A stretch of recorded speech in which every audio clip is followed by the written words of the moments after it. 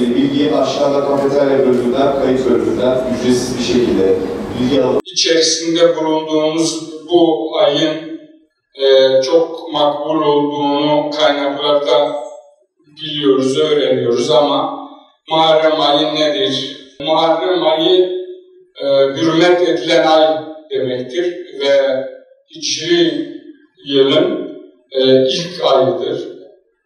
Miladi yılda Ocağa denk düşen aydır. Peygamber Efendimiz Aleyhisselam Mekke'den Medine'ye 622 yılında hicret ettiklerinde Medine Yahudilerinin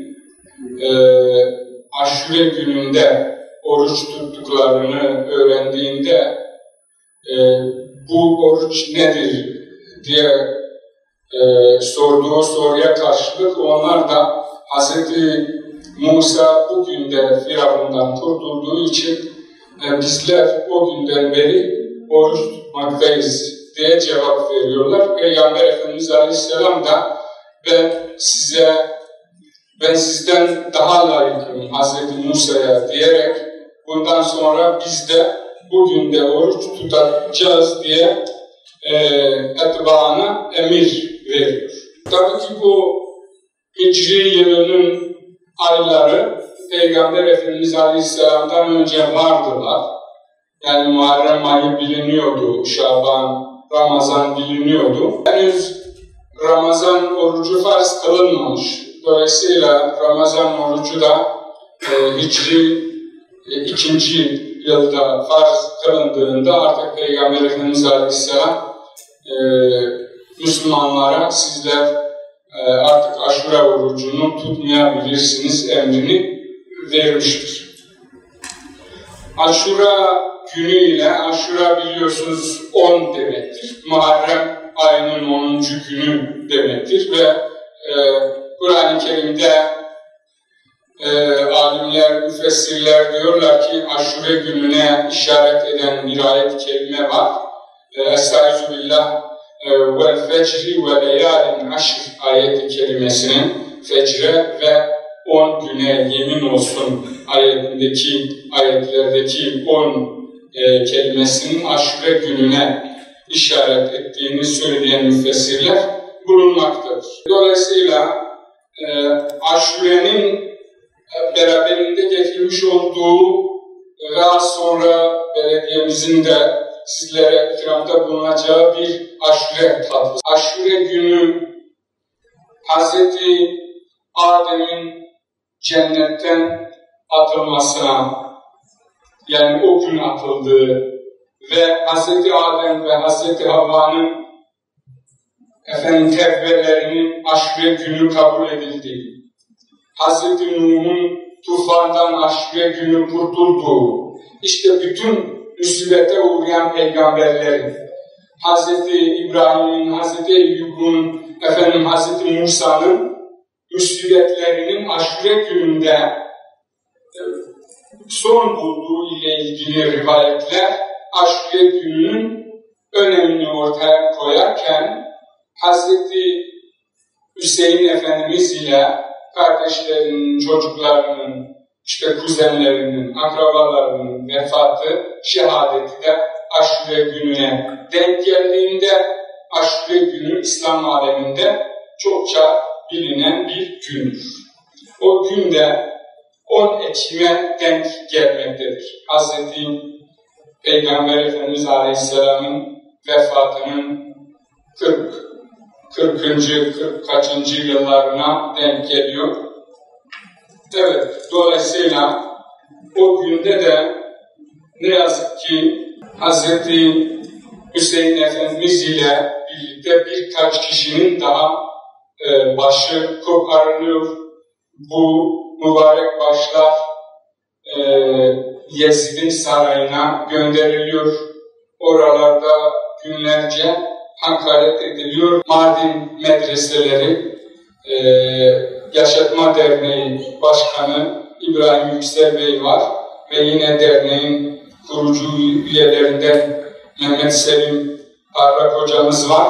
Bunlar da bu arkadaşlarımız, hocalarımız neşrettikleri bir yayında yani bu derneğe ait bir yayında bir Kerbela şehidinin Mardin'de olduğuna dair bilgilere rastladıklarını deklare ettiler. Bundan hareketle ben de araştırmalarda bulundum. Elbette güzel şehrimiz İpek Yolu güzergahında olduğu için pek çok medeniyete beşiklik yapmış ve çok kıymetli insanların uğrak yeri olmuştur. Bununla ilgili olarak bizim neşrettiğimiz Artukiyat adlı kitabımıza ve yine Arap Seyyahların Gözüyle Mardin adlı çalışmamıza bakılabilir. İşte Mardin'de mesela Peygamber Efendimiz Aleyhisselam'ın postacısı Şeyh Çabuk Efendi'nin mezarının olduğu bilinmektedir. Ve nice muazzam ve muhterem kişinin hakeza mezarı bulunmaktadır. Yani bir Kerbela şehidinin mezarı niçin bulunmasın gibi bir soru aklımıza gelebilir. Nihayetinde Ulu Camimize gittiğimizde Peygamber Efendimiz Aleyhisselam'ın mübarek sakal-i şeriflerinin olduğunu görüyoruz, biliyoruz. Bu bizim için çok çok büyük bir değerdir. İşte bu gibi semboller, değerler şehirleri çok daha ileri taşımışlar. İşte diyelim ki Diyarbakır'daki sahabe mezarları hakeza böyle misyonlar taşımaktadır. Mardin'de bir Kerbela şehidinin olabilme ihtimali şu şeylere dayandırılmaktadır. Olaydan sonra Muhammed el-Faris bin Cafer'in akrabaları Mardin'de yaşamak istediklerini ve dolayısıyla kendilerine yakın olan bu şahsiyetin de mezarını veya mübarek bedeninin kalıntılarını beraberlerinde getirmiş olduklarına dair kaynaklar var.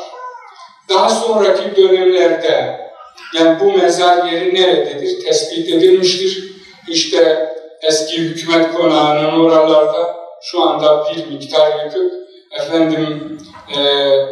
Sabancı Müzesi'nin karşısında bizim Artuklu Üniversitemizin daha önce Mimarlık Fakültesi olarak kullanmış olduğu binanın karşısında bir yerde ve mescidin bitişiğinde bir yerde üzeri örülmüş bir şekilde daha sonraki yıkıntıda mescit ortaya çıkarılmış. Burada mescidin olduğu, bu mezarın olduğu nereden biliniyor? Osmanlı dönemindeki arşiv evraklarına dayanarak. Bu mescidin de ve türbenin de türbedarlığını yine Nizamettin hocamız burada Hamidi ailesi bu türbedarlığı üstlenmiş. Bunlar da arşiv kaynaklarında bulunmakta. Dolayısıyla şayet böyle bir kutsal bizde var ve biz de onu ortaya çıkarmıyorsak bu bizim için bir vebadır. Onun için onun peşini bırakmayacağız. İlmi olarak da altyapısını oluşturmaya çalışacağız. Onu ortaya çıkaramazsak bile orada bir cami var. O caminin ortaya çıkarılması lazım. Yani bizim kültürümüzde, bizim fıkıh kitaplarımızda vakfedilen bir mal camiye, medreseye, şuraya buraya vakfedilmişse ebediyen vakıf malıdır. Kimse yerine özel bir şey bina edemez. Onu yıkamaz.